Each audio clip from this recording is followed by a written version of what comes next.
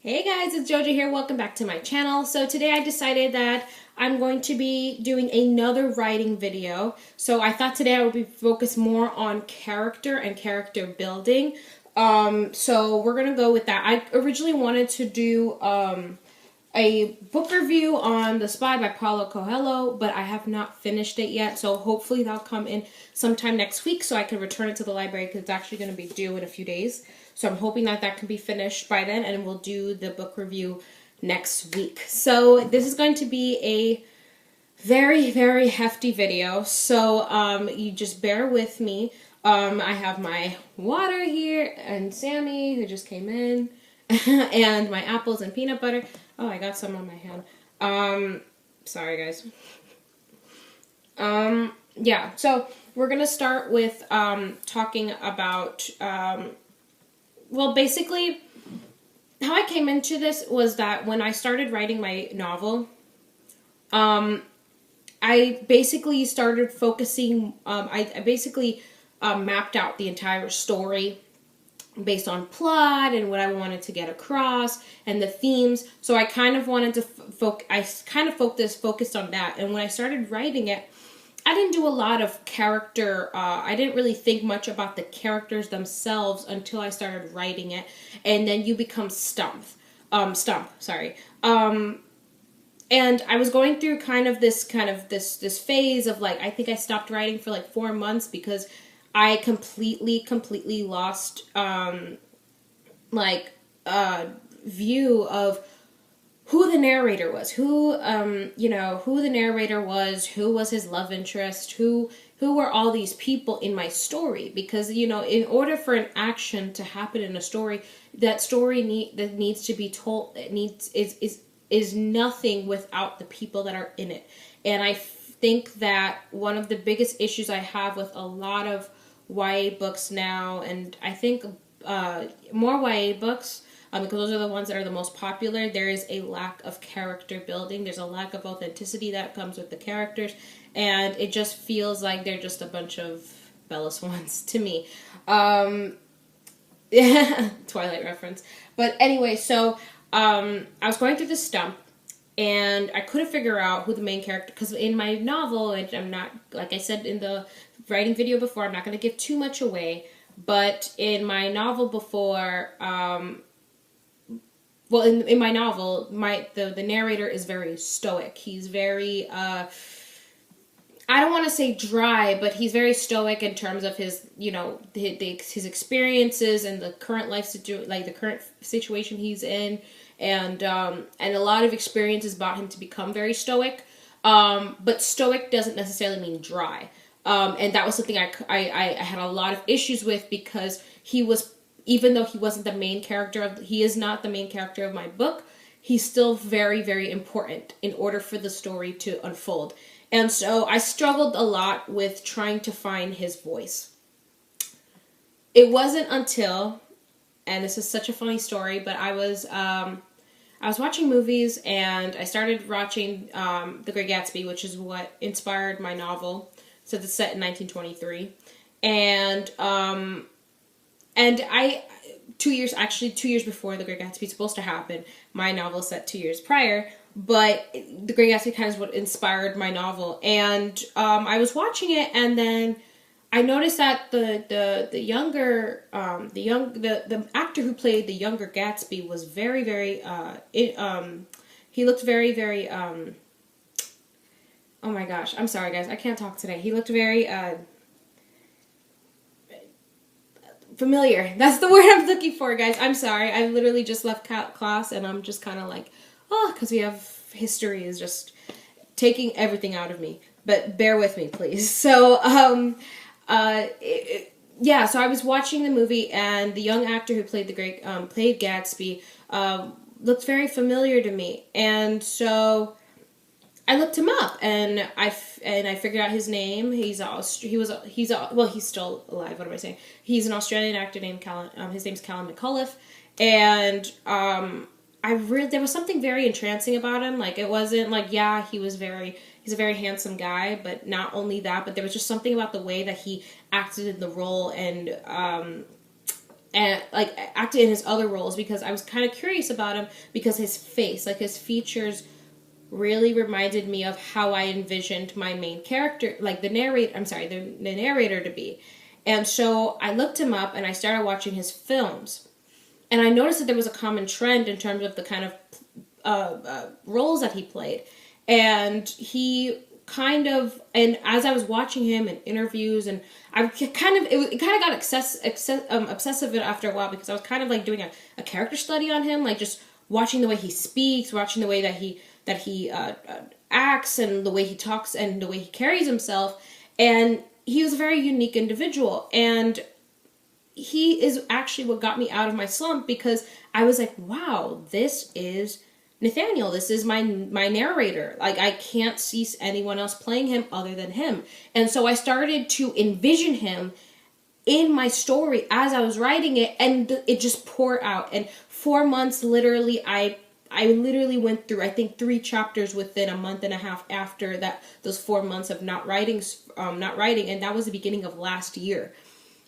So Callum McAuliffe just naturally just inspired my narrator, and that's kind of how I drew about him. And then, of course, when I started talking to my other friends who are writers as well, they started giving me advice in terms of character building, and I thought that I would tell you guys that.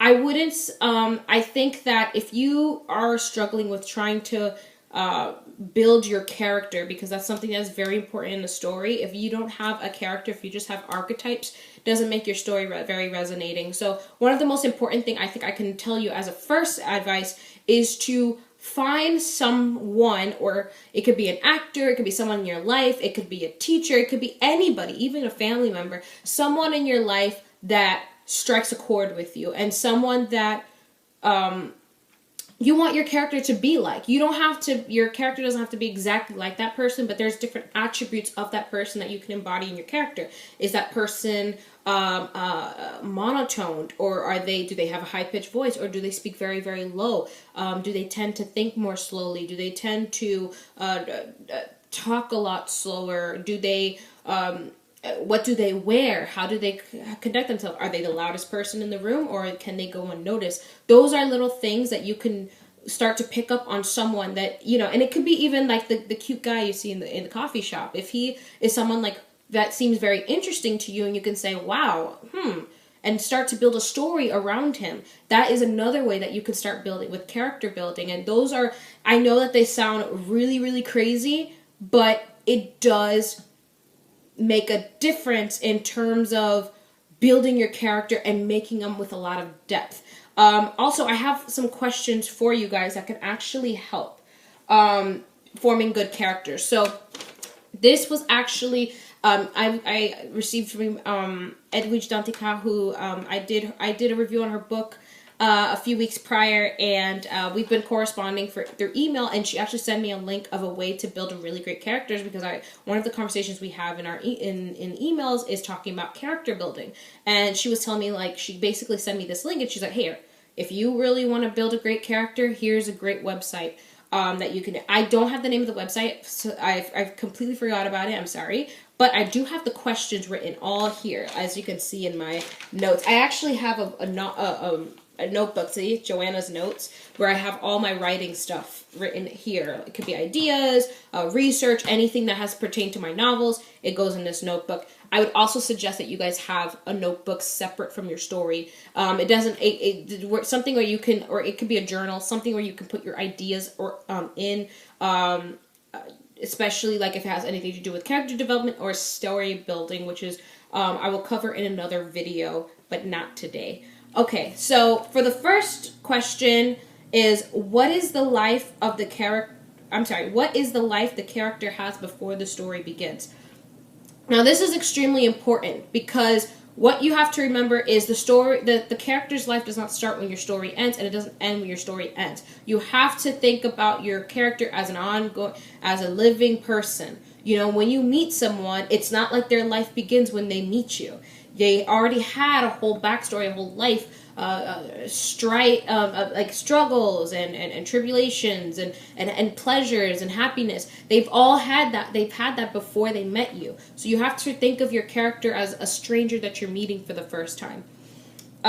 Two, dialogue. That's super, super important. So, what kind of how do they speak? What kind of slangs do they use? Do they have an accent? Where are they from? Those are different. And then, of course, another great thing that you can use is from that.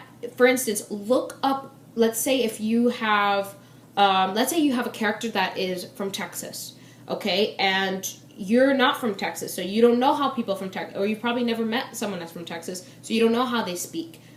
Look up actors or look up people that are, on interviews, that you can hear their accents, and you can and keep listening to them. Keep listening to them. Another thing, it literally struck me an idea because I was watching Outlander yesterday because I've been trying to catch up, and pretty much almost everyone in that show is Scottish.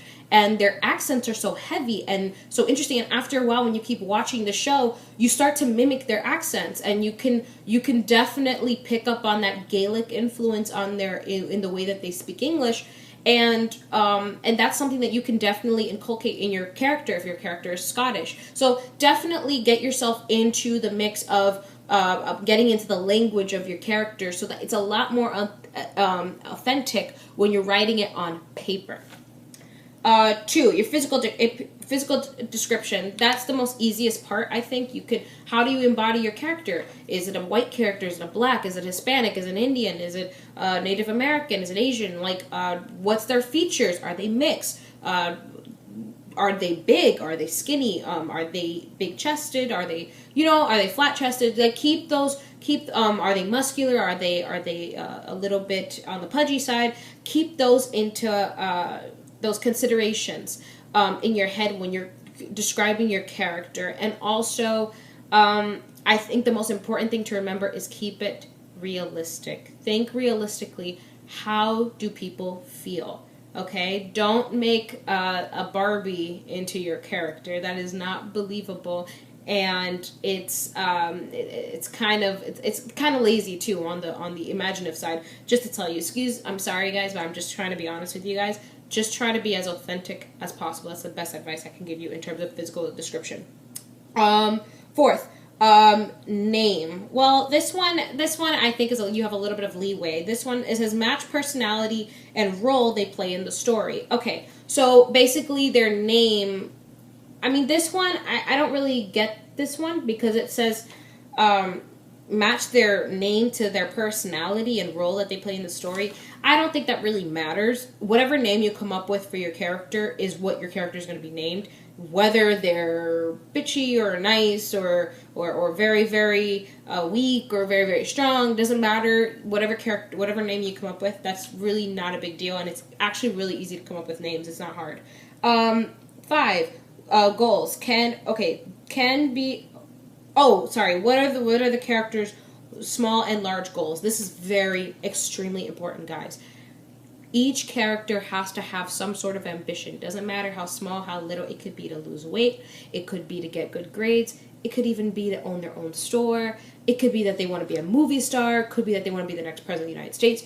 Doesn't matter what they want to be, or even if they want to have children and have a family home.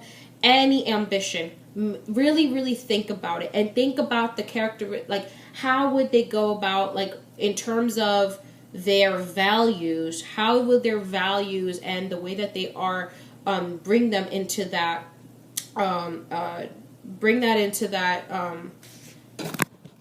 Oh my goodness, I'm going on 13 minutes. I'm sorry, guys. I had to make sure that I was actually recording because I can't see it from the window light. But yeah, so, what values and how do they act in order to get to that ambition?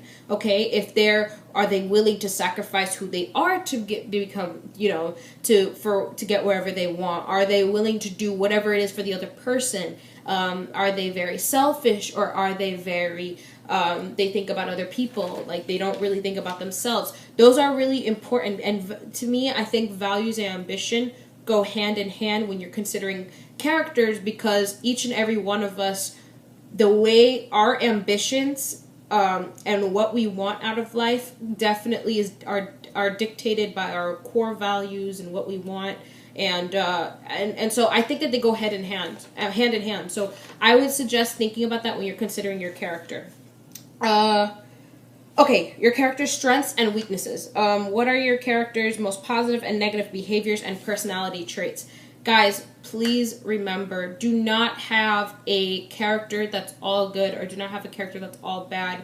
That is something that everyone can see through. We live in a day and age now where we have so many TV shows like Breaking Bad and I don't know, the originals and like all these and even movies like, you know, I can't even think one. Wolf of Wall Street, where it's like you have people that are very morally ambiguous. You don't have someone that's all good, all bad. It's just everybody has a good and bad side, and depending on the choices they make, either one can come out. And based on the experiences that they have and how they react to those experiences, those good and bad sides come out. So think about that for your character. If your character is to the core good and they struggle, because even if you're good, if you try to be good to the core, it's an everyday struggle when you try to make the right choices. You know what I mean? And sometimes the right choices aren't easy, and you mess up. So that's really, really important to remember when you're creating your character. Don't make your character like a Virgin Mary. That is impossible, and that does not exist. So just try to really, really think of that. You know, if the person is a very faithful person, if they really believe in God or whatever it is they have, their religion, their faith, or their family values, think about the toughest decision that they can make. And where they have to, where that part of them, that central part of who they are, becomes, they're at a crossroads and they're trying to decide whether to take the right road, to go right or left. And those are really, really important, and that's what makes a character, and that's what builds a really great story. Your character should have an inner battle within himself, because we all do at the end of the day, no matter what. Every single day we battle with ourselves, whether to think positively or negatively, whether to tell that person off that pisses off, or just walk the other way.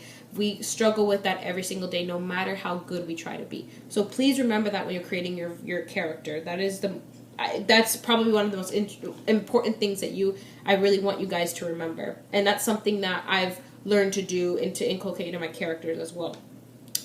Okay, we have about 5 more, so I'm going to try to go a little bit faster, okay, guys? Okay, so for friends and family, okay, who are your characters' friends, who are their family before the story starts, and then what new friends do they meet as the story begins? Okay, so that's pretty self-explanatory. Think about their family. I heard somewhere, I don't know if this is exactly true, but William Faulkner, what he used to do was he used to map out family trees of his characters, completely made up people, kind of try to figure out their ancestry, where they come from, things like that, and that's what he implemented in the story. And because identity is such an important theme in Faulkner's stories, as you can see with The Sound and the Fury and Absalom,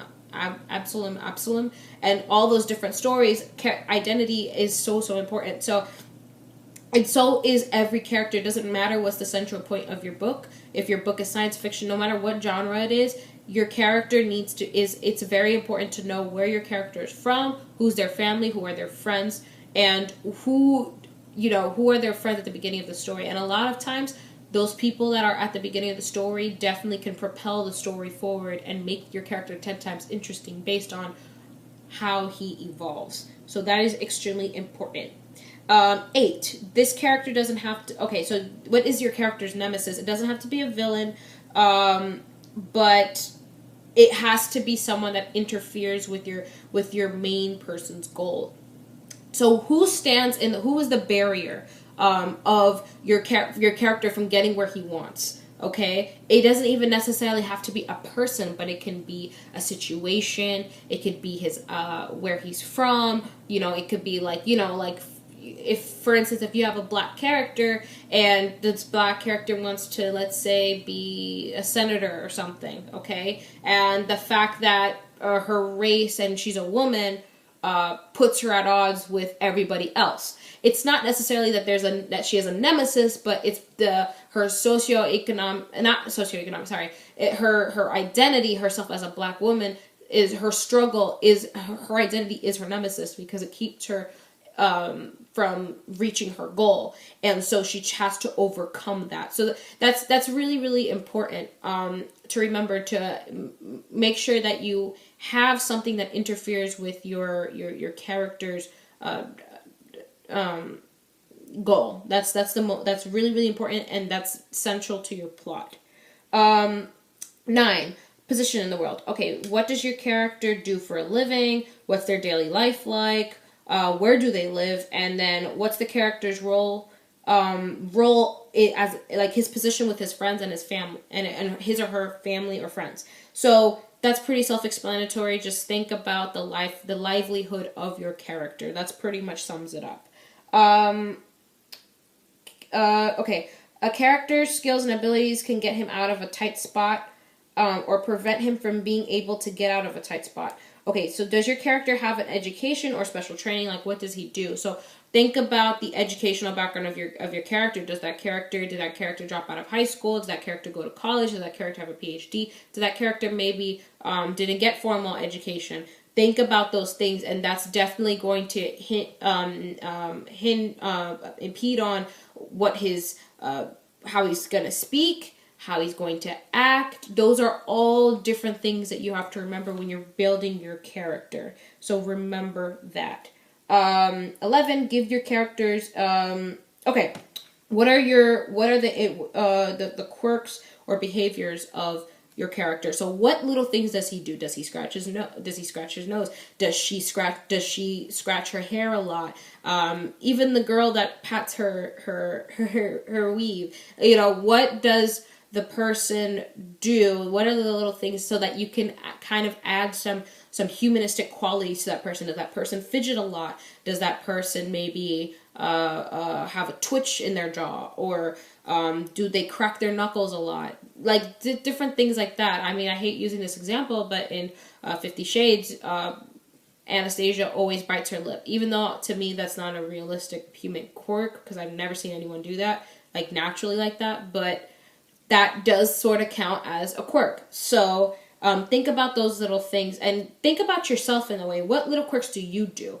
For instance, I tend to struggle with looking people in the eye all the time. So if I'm looking at someone in the eye, after a while, I'll look down or I'll look around, just because I feel naturally to do it. Not because I feel inferior or because I feel nervous, but it's just something I naturally do. I can't look at someone's eye for a very long time. I struggle with that the most. I'm working on it, but that is definitely a human quirk that you can definitely use. And you have my permission to use it if you want to use it for your character. 12. Okay, so this is the last one. What is your character most afraid of? And make them face it. This is what's really going to drive your plot. Now, you can have a huge plot, doesn't matter what it is, but the most important thing, I think, for your character is for your character to have a fear. What is it the most that they fear? Is it death? Is it living? You know, some people are scared to get out of their comfort box. They're afraid to really live. Are they afraid that they'll lose their family? Are they afraid of losing their job? Are they afraid of losing their kids? Are they afraid of losing themselves? Those are important things to remember when you're in, and sometimes it doesn't even have to be something that big. It could be something of facing some absolute truth, like to come into terms who they are. I think that's one of the biggest central themes that we see in literature today. Someone facing who they are.